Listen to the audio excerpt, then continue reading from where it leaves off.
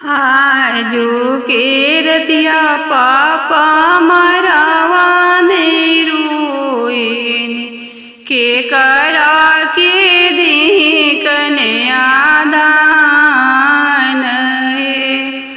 आजू के रतिया मरावा में रोइन के करा के दी दिया मारो बीच से बोले ली दुल्हा सुंदर दुल्हा हमारे की रीति कन्या दान है।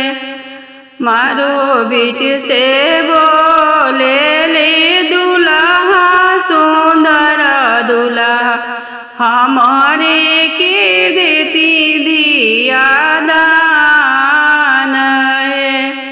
कापेला कोखिया हो कापेला पोथिया कापेला कुल परिवार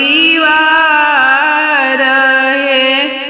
दिया ले कापिले पापा हो बेटी के पापा के करा के दिया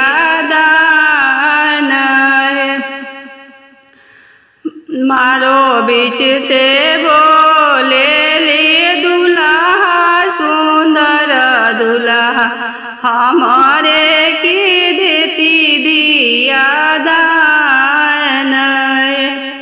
दिया पोसत बबुआ कितना दिन लगले कन्या दान में 2 मिनट दिया पोसत बबुआ कितना दिन लगले कन्या दान में 2 मिनट लगे।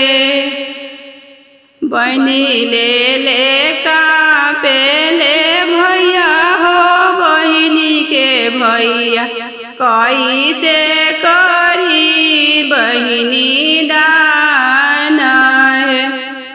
कैसे बड़ी बहिनी पोसत दुल्हा कितना दिन लगल